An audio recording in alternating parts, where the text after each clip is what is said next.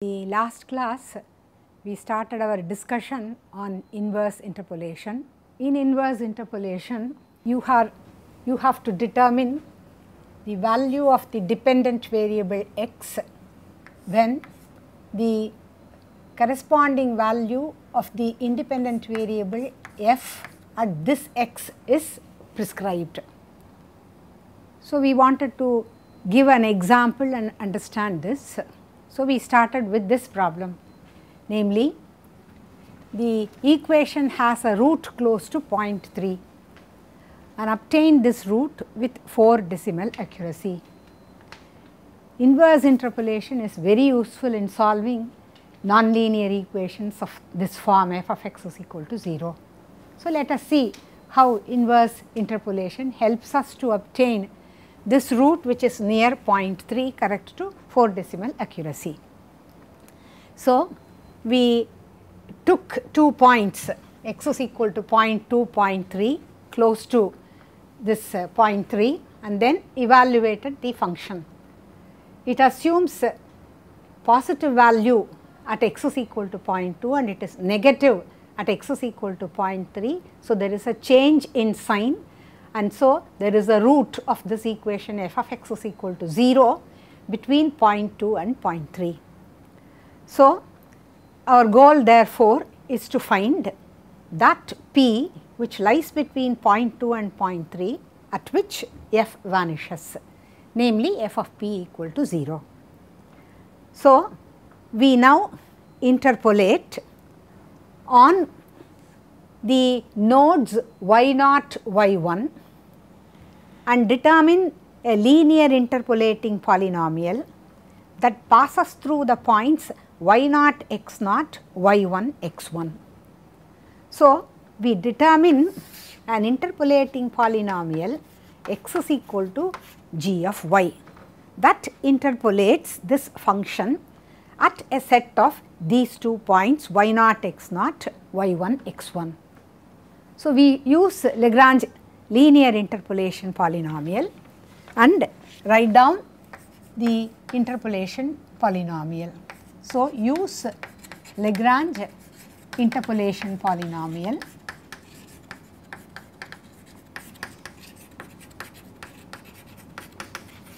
and write down this polynomial, say x is equal to g of y. So, that will be y plus 0.473 by 1.008 plus 0.473 multiplied by the value at y0, namely x0.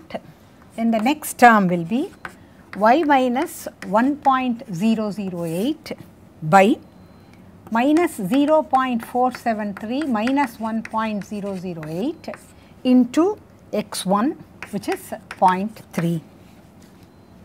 So, we have the linear interpolation polynomial g of y. So, we want to find out that x which we call as p such that g at 0 is going to be this p. So, this gives you 0.473 into 0.2 by 1.481 plus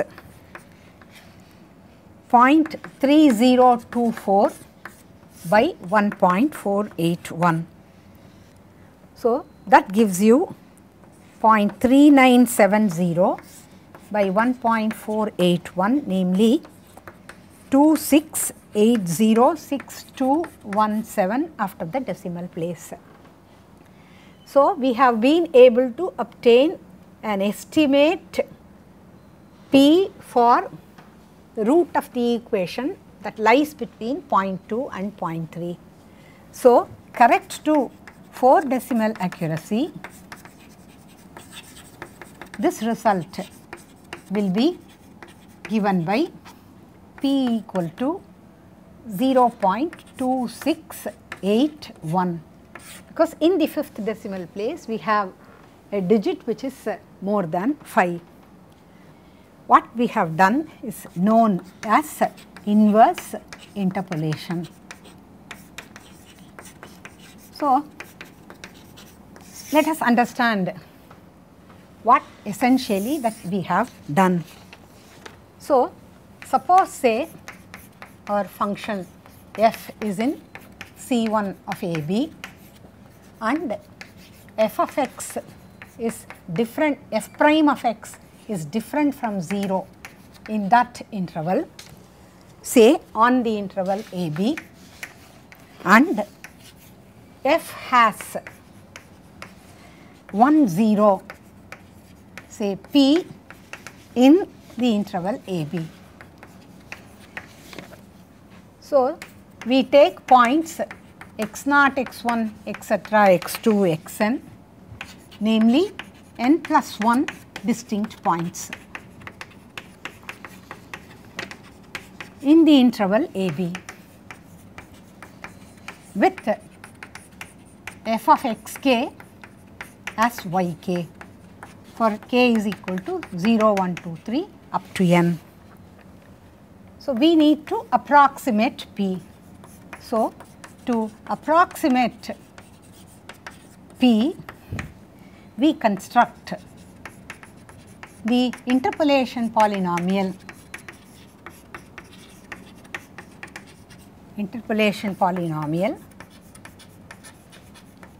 Of degree n on the nodes y0, y1, y2, etc., yn for the function which is f inverse. So, since yk is f of xk and 0 is f at p, it follows that xk will be f inverse of yk and p is f inverse of 0. So, this is what we have done while computing an estimate of the root of this equation, which lies between point 2 and point 3. So, we compute the interpolation polynomial on the nodes y0, y1, etc., yn such that f of xk is yk and determine that x, namely p, at which y turned out to be 0. So, inverse interpolation ideas are very useful in solving nonlinear equations numerically. We would like to see how much of error is incurred in linear inverse interpolation. So, let us present the result first and then obtain the expression for error in linear inverse interpolation. Linear inverse interpolation. So, the result says that if y equal to f of x and f prime x is different from 0 for x lying between x0 and x1, then the truncation error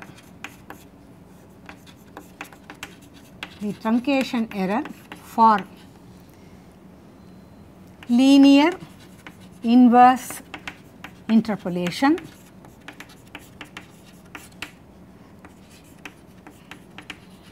of f inverse by g based on corresponding values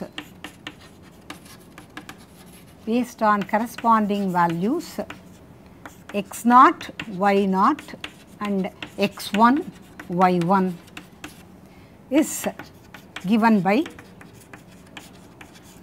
f inverse of y minus g of y is minus y minus y0 into y minus y1 into f double dashed at psi by twice f prime psi the whole cubed, where psi lies between x naught and x1. So, the left hand side gives the error in interpolation, namely inverse linear interpolation, where you reconstruct the function f inverse by an interpolation polynomial g of y of degree 1 when the information is given to you at the points x naught, y naught, x1, y1. You obtain the linear interpolation polynomial on the nodes y naught, y1, and that gives you g of y, and that reconstructs the function f inverse in this interval x naught to x1. The error that is incurred at any y in that interval is given by the expression on the right hand side. So, let us give the proof of this result. So, let x is equal to g of y be the linear interpolating polynomial.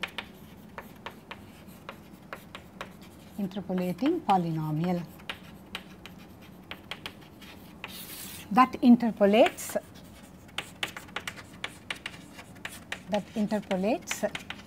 the function f inverse. So, x is g of y, that is g of f of x, because y is equal to f of x, with the condition that f prime x is different from 0 in the interval x naught to x1. So, let us differentiate with respect to x. Then I have 1 is g prime of f of x into f prime of x. This gives me g prime to be equal to 1 by f prime of x. So, g prime of f of x is 1 by f prime of x. So, let us now differentiate this with respect to x again. Then derivative of 1 with respect to x will give you g double prime of f of x into f prime x. I already have a f prime x. So, f prime x the whole square plus the next term g prime of f of x into derivative of f prime of x, that is f double prime of x. So, this gives me g double prime of f of x to be equal to minus g prime of f of x into f double prime of x divided by f prime x the whole square. But I know that g prime at f of x is 1 by f prime x. So, g double prime will be minus f double prime at x divided by f prime x the whole cubed. So, I have an expression for g double prime. Now, at this stage I write down the error in interpolation of a function which we have already obtained. So, if g of y interpolates the function f inverse in some interval, then the error in interpolation is given by y minus y naught into y minus y1 by factorial 2 into g double prime at psi, where psi lies between the interval x naught to x1. So, here I know what is g double prime of f of x. So, that will be minus y minus y naught into y minus y1 by factorial 2 into g double prime is f double prime of psi by f prime psi the whole cubed. So, this is the error in interpolation. Remember, while doing inverse interpolation, we must ensure that the inverse function exists and it is single valued. Otherwise, our computations are absolutely useless. So, we just give that as a note that it is important to ensure that the inverse function exists and is single valued. Otherwise, we will have meaningless results.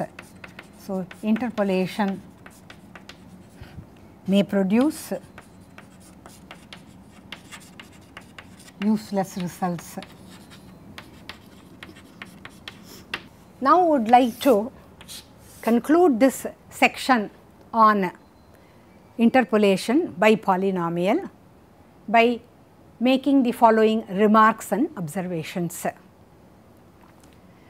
The first remark that I would like to tell you is that if a table of values of a function are prescribed to you and that the table is sparse, then in that case the polynomial interpolation that you perform may not help you in obtaining the result to the desired degree of accuracy, no matter how many terms you include in your polynomial. This happens when the table of values given to you is sparse. Then the question arises, is there any indication that my results are unreliable? Yes, there are some indications. One such indication is that when you form the difference table, you will see that there is a strong variation in higher order differences.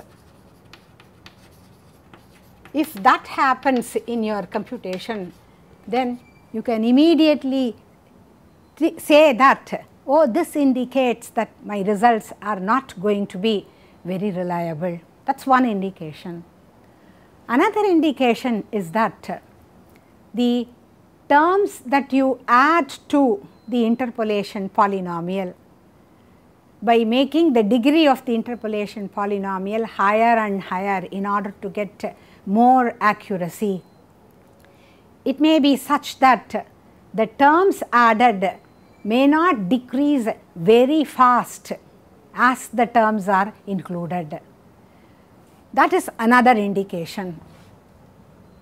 Then there is third indication which you can get by seeing whether the problem that you are dealing with displays what is known as Runge phenomena.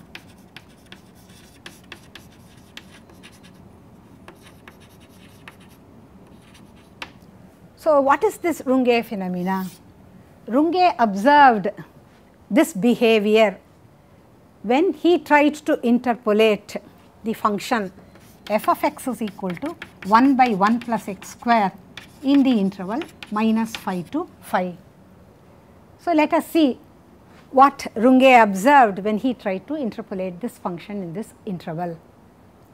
You observe that this function f of x is well behaved in this interval minus 5 to 5, and its derivatives, right, its derivatives, they are all bounded and continuous in this interval minus 5 to 5. So, you expect that if you approximate this function by an appropriate polynomial in the interval minus 5 to 5, depending on the accuracy that is required by you, you have reliable results. Let us see, this did not happen. So, let us consider the details that were provided by Runge. So, he constructed interpolation polynomials that interpolate this function in this interval -5 to 5 by taking various degree polynomials. So, I shall write down the degree of the polynomial here and give the maximum error that was incurred in interpolating this function by an nth degree polynomial. What is the maximum error? It is the maximum of the difference between the function f of x and Pn of x for x in this interval -5 to 5. We know the expression for it and we can always evaluate the bound on the error. So, when he approximated it by a second degree polynomial, then he obtained the maximum error to be 0.65. When he approximated by a fourth degree polynomial, it turned out to be 0.44. Right? This is what we wanted. The errors, maximum error should decrease as n increases, namely as the degree of the polynomial increases. When n was 6, the error turned out to be 0.61, it started increasing. When n was 8, it was 1.04. So, I shall give the details for some more n values, where n denotes the degree of the interpolating polynomial that interpolates the function f of x, which is 1 by 1 plus x square. So, this was 1.92 when n is 10. Then at 12, it 3.66, 14, 7.15, 16, 14.25, and 18, 28.74, 20, 58.59, 22, 121.02, and at degree 24, it was 252.78. So, Runge performed the computations for various degree polynomials starting from degree 2 up to say degree 24, and he observed and computed the maximum error to have these values. And we see that the maximum error increases exponentially as n increases. In addition, he also observed that, see, if we plot this function f of x as a function of x in the interval -5 to 5, we see that at x is equal to 0, it takes a value 1, and when x is -5 or +5, it takes a value which is 1 by 1 plus 25, that is 1 by 26. The graph of the function is something like this. When he approximated this function by a polynomial of degree 10, namely here, by taking the points, 11 points, so xi, which is equal to -5 plus I for I is equal to 0, 1, 2, 3 up to 10. These were the points that he chose. So, xi runs between -5 and +5. So, there are 11 points. Using these 11 points, he approximated the function by a polynomial of degree 10, and he observed that at x is equal to +5 and -5, the polynomial has a local maximum.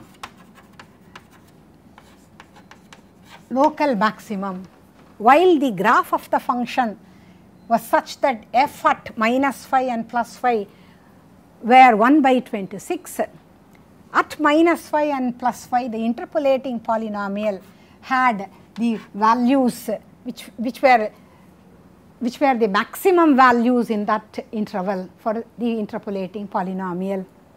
And this local maximum, which was obtained at these end point at the points -5 and +5 increased exponentially again as n increased.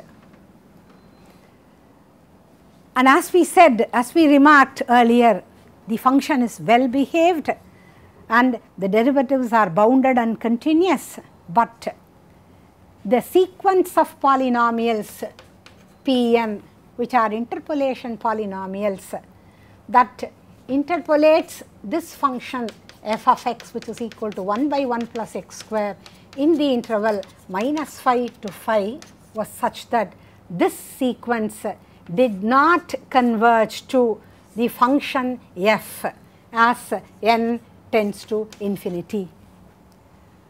Or in other words, Runge showed that limit as n tending to infinity of maximum of the error, which is f of x minus p of x for appropriate degree of the polynomial for x lying between -5 and 5 was never 0. So, the sequence of interpolation polynomials as n increases, namely the degree of the polynomial increases, we want it to converge to the function which we are approximating. But in this example, although the function has nice behavior, this did not happen because the maximum error, the sequence of maximum error as n increases did not converge. In turn, the sequence of polynomials Pn as n tends to infinity did not converge to f, which is 1 by 1 plus x square. This phenomenon is referred to Runge phenomenon.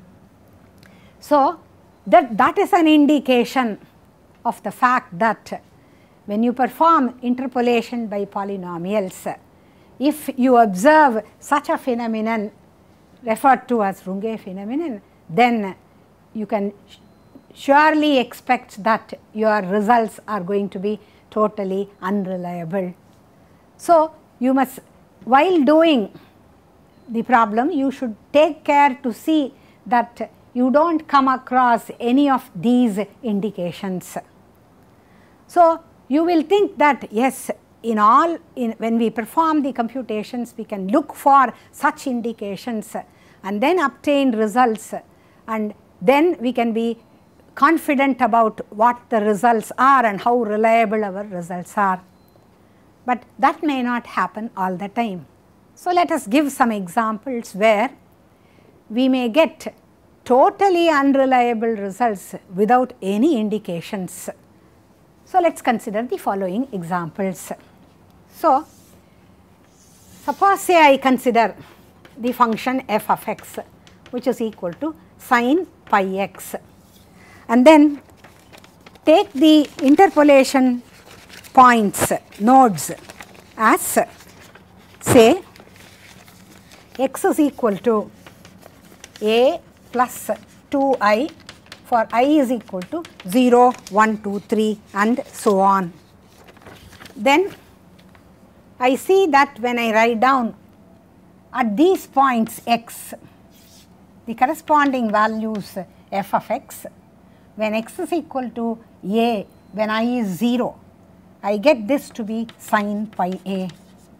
When x is a plus 2 into 1, then it is sin pi a plus 2, which is again sin a pi.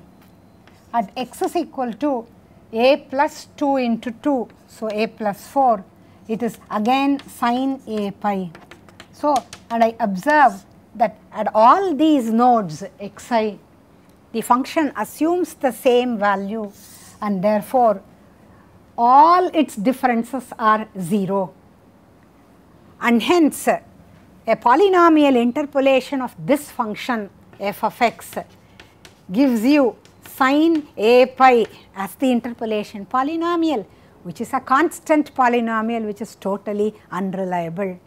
There are absolutely no indications, right, which we had listed, namely we did not observe any strong variation in the higher order differences, and So, we thought that our results would be reliable, but this does not happen. Let us see another example. Suppose say I consider the functions f of x, which is n is equal to 1 to 20 a n into sin 2n pi x, and another function say g of x, which is n is equal to 1 to 20 a n plus a 10 plus n into sin 2n pi x. And I shall consider the nodes as xi, which is equal to I by 10 for I is equal to 0, 1, 2, 3, etc. And write down the table of values for the function f of x and the table of values for the function g of x. You will observe that the table of values show that f of x and g of x have identical values at the set of points xi that you have considered, namely I by 10. And therefore, when you write down the interpolating polynomial, say p of x for the function f of x, and say q of x is the interpolating polynomial that interpolates g of x at these nodes, then since they have identical function values, you will get your interpolating polynomials to be identically the same, right. Suppose say a priori you did not know f of x and g of x, you are only given the set of table values, namely either this or this, they are one and the same, either this or this. Then you would obtain an interpolating polynomial called that as p of x at a set of say n plus 1 points. Then what is the function that you have reconstructed by this polynomial? You do not know. You have reconstructed functions f of x as well as g of x with the information that has been provided to you, and the two functions are totally different, and therefore you do not have a reliable information that you have reconstructed only the function for which the function values are given. It may be f of x or g of x, and they are totally different. So, these examples illustrate that your interpolation computation can be totally unreliable, and there are absolutely no indications of the fact that it is an unreliable result. So, the examples, the remarks and the comments that we have given so far clearly tell us that we must have a clear idea about the typical scales at which the function changes significantly. Unless we have this information, our results based on polynomial interpolation will be totally useless. Again, you may be given a table of values which is smooth without the function itself not being smooth. Then thirdly, suppose say the table of values which are given to you are entirely from a few experimental measurements, then it is not possible to give an estimate of the total truncation error that is incurred in approximation. So, in all these situations, we observe that polynomial interpolation is not reliable, is not useful to us. Then what do? We have to take recourse to a more general class of approximation, which is based on minimizing the norm of an appropriate truncation error in approximation, and this topic is beyond the scope of the course basic numerical analysis which we are studying now. And so, I leave at this stage our discussion on the topic on interpolation by polynomials, and we move on to the next topic that is of interest to us in this course.